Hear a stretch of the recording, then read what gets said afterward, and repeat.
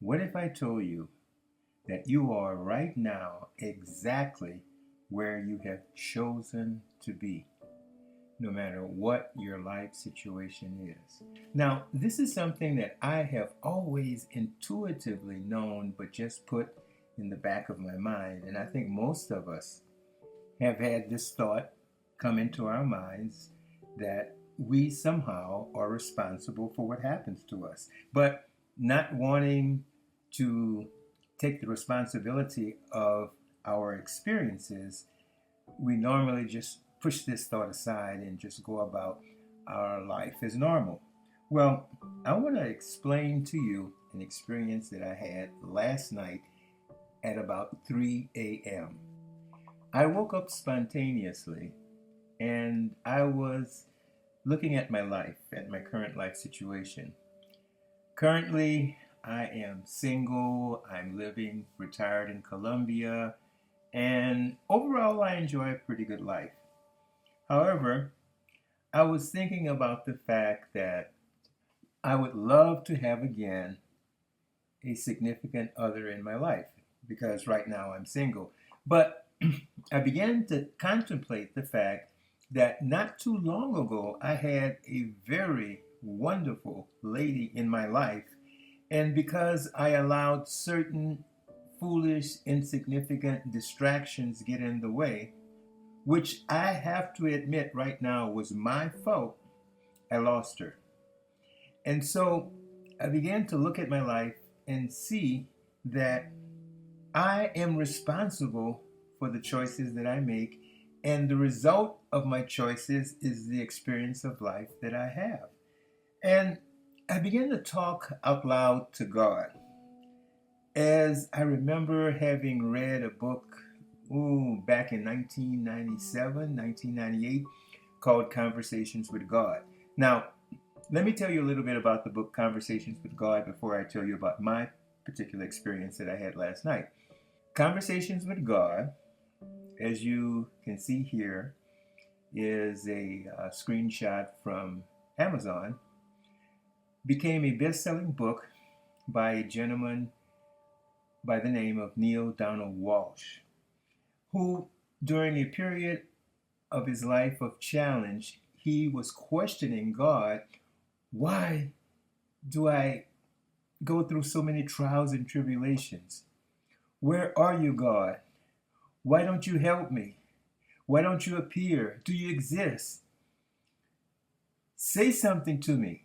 And then something happened as he was writing these questions, angry questions down to God. His hand, as he was writing, paused and began to write out answers automatically and without thinking. And the answers that came were very enlightened, gave him answers, and then before he knew it, he was in a conversation with who he felt at that time was God. Because he would ask a question and get a very enlightened answer that would give him the direction that what he needed to have. And as I remembered the book while lying in bed last night, looking up at the ceiling, I say out to God, God, now come on. Now this experience can only happen to Neil Donald Walsh. What about me? Did you forget about me? Where are you right now? I know you exist because there are times that I know that I have been blessed. The time that I was not able to pay my rent when I was in the United States, and it was during the time of COVID where I wasn't able to work, and there was this program of COVID where they were going to pay for one's rent if one was not able to work due to COVID. And months had passed, and I hadn't heard anything from this program, and I thought it was a sham. And just as the apartment manager was about to give me an eviction notice, he knocked on the door and said, you're off the hook. Your check just came in. And I knew that this was an answer to my prayer. And the other time, years ago, when I was diagnosed with a benign pituitary tumor that was gradually getting bigger and bigger and bigger, that eventually would have caused me blindness because it was putting pressure on my optic nerve, and eventually it would have killed me. This happened back in 1997. No, yeah, it started in 1997 and progressed into 1998. And so I prayed and asked God to help me with this. And I believe that I would get the help that I needed. And I was going through regular brain scans and things of this nature and taking medication, but still believing and knowing that God in me loves me, protects me, blesses me, and wanted me to fulfill my life's purpose. Well, long story short, one day after a brain scan, I went into the doctor's office for him to give me the latest update on this tumor, and he said, "Your tumor has disappeared. It's not there." I get, I get a little emotional just remembering this. So let me get myself together. Whew. He said, "Your tumor is gone." I said, "What do you mean gone?" He says, "No, there's nothing there. There's nothing there." And this was back in 1998, and this is 2025, and it has not returned. There have been other times that I have seen answers to my prayers. When I first came here to Colombia, I didn't know if I was going to be granted the residency, which would allow me to live a standard of living and expense much less than the United States, able for my pensions to go much further. And as I was waiting to hear if I was approved or not by email, there was a song in Spanish that had the lyrics, as I'm going to translate it, "You're here, you're here, you're here with me." And I was walking down the street and I kept hearing this song, "Tú estás aquí, tú estás aquí." I was here listening to this song, "You're here, you're here." And then something told me to look at my phone. I looked at my phone and my residency was granted just at the time I heard this song. So God was talking to me right at that moment. So there have been too many instances for me to know that there's not something going on greater than me. And as I was lying down, coming back to last night, I was lying down asking God, come on now, talk to me. Help me to understand how to get my life back on track and moving in the right direction, to bring again someone really wonderful in my life, to move ahead with my life purpose, which is to offer my thoughts on this YouTube channel. Where are you, God? Talk to me. Come on, don't be like that. Don't just be like that with kneel down and wash. I gotta compose myself. I gotta compose myself to tell you this. I usually have a notepad next to my bed. It's because I like to write down my dreams in the morning with a pen. I grabbed my pen, not even knowing why, and the pad, and then I began to write answers to what I just asked for. I said, God, what can I do? Where are you now? Can you help me? And then as I took the pen in my hand, I wrote down as though this inner voice was talking to me. I wrote this sentence down. And I wrote, just before I wrote the sentence down, God, and with a hyphen. And then I wrote down, I'll always give you what you choose. And then I wrote down me. And I wrote down my next question. And how do I choose? Then I wrote down God. And then I felt the answer. You choose by thought, attitude, and consistent action. I do not give you anything without your request. However, I do give you opportunity to choose and to act. And then I wrote, me. I am right now exactly where I have chosen to be. And by thought, attitude, and consistent action, I may choose to be somewhere else.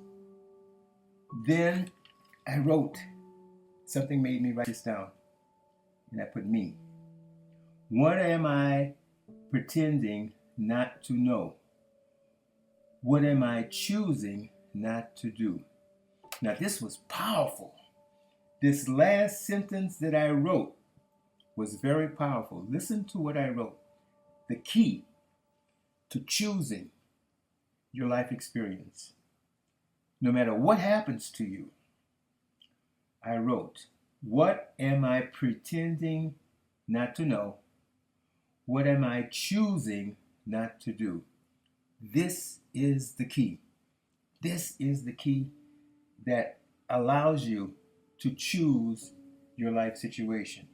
And as I talk about life situation, I am talking about it even if you have a challenge, an illness, or a financial setback. You still must choose how you will respond to this by your thought, attitude, and consistent action. You are still in control. Dr. Albert Ellis, the founder of Rational Emotive Psychotherapy, the person who inspired me to study psychology and to get a graduate degree in psychology, wrote during his career as a psychotherapist words that everyone should hear. This is what he said. The best years of your life are the ones in which you decide your problems are your own. You do not blame them on your mother, the ecology, or the president. You realize that you control your destiny. And that is what this presentation is all about. Life always gives you the result of your choices. You will always receive the consequence of your choices. And even if you don't choose, that is still a choice, because not choosing is still a choice. Now, most people don't like the idea of accepting the fact that they have chosen their present life situation. But once you do understand that this is the way it works, is liberating, because now you become responsible, and now you know that you are able to change your life situation in the direction which you choose. The key thing in mind, the key takeaway of this particular presentation is this: to choose again your life situation. Ask yourself, remember to ask yourself these two questions. What am I pretending not to know? And what am I choosing not to do? If you can respond to these two questions, you can change the direction of your life and make a choice that will create a new life situation and a new life experience for yourself. So as the Bible says, choose you this day who you will serve.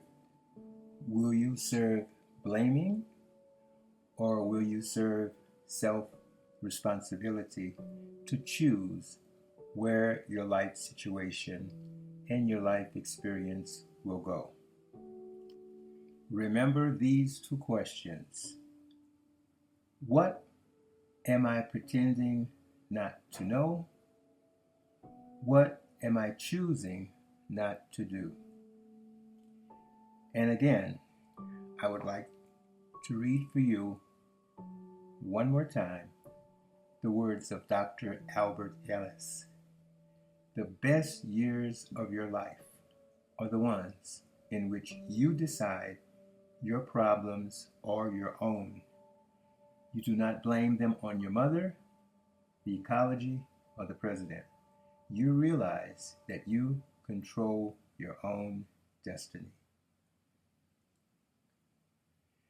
This is yours truly, Charles Prosper, your consistency success coach, wishing you as always to remain consistent and be successful.